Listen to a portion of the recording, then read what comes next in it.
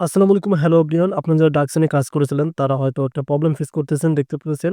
ডাকসেন বটে আপনারা যদি ক্লিক করেন এখানে দেখতে পারতেছেন নোটিস একটা দিয়েছে।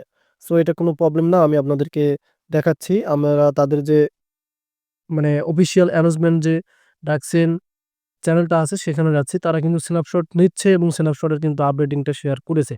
এখানে দেখতে পাচ্ছেন ডাকসেন যে অ্যানাউন্সমেন্ট আমরা চ্যানেলটা আছে তাদের সেখানে চলে যাচ্ছি।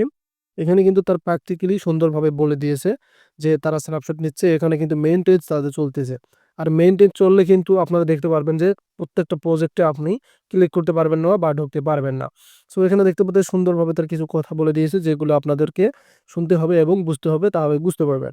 সো আমরা এখান থেকে মিনিমাইজ করে নিলাম। মিনিমাইজ করে নেওয়ার পর আমরা আমাদের ট্রান্সলেট অ্যাপে চলে আসলাম।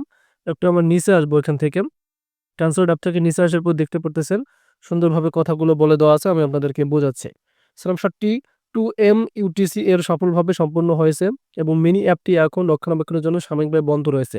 আমি আপনাদেরকে বললাম না মেইনটেন্যান্স মানে রক্ষণাবেক্ষণ চলতেছে, তা বন্ধ রেখেছে। মিনি অ্যাপ আজ আবার অনলাইন হলে আমরা আপনাকে আপডেট রাখবো।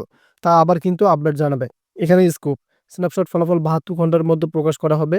তারা ৭২ ঘন্টার মধ্যে কিন্তু প্রকাশ করে দেবে আপনাদের স্ন্যাপশট তাদের যে ফলাফল এবং বৃহৎ ব্যবহারের বেশির কারণে এটি আরও বেশি সময় নিতে পারে। কথাগুলো তারা বলছে। টেস্টেন্ট আনুষ্ঠানিকভাবে এই স্ন্যাপশটটি দিয়ে শেষ হয়। ১২M স্টার এয়ারড্রপ পুরস্কারগুলি মেইনটেইন লঞ্চের কিছুদিনের মধ্যে বিতরণ করা হবে। স্টার ডিপোজিট এবং আবেদনের জন্য চূড়ান্ত র্যাঙ্কিং সহ।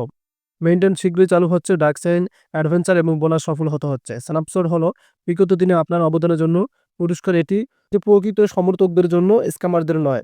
তারা কিন্তু বলছে যে স্ক্যামারদের কিন্তু তারা পুরস্কার করবে না। নতুন যুগ আসছে। আপনাকে ধন্যবাদ আমাদের সাথে এই যাত্রার মধ্য দিয়ে যাওয়ার জন্য সেরাটা আসতে বাকি। সো বিষয়টা বুঝতে হবে যারা স্ক্যামার করেছে বা তাদের জন্য কিন্তু এটা হবে না। তারা কিন্তু পাবে না। সেক্ষেত্রে আপনারা বুঝতে পারছেন।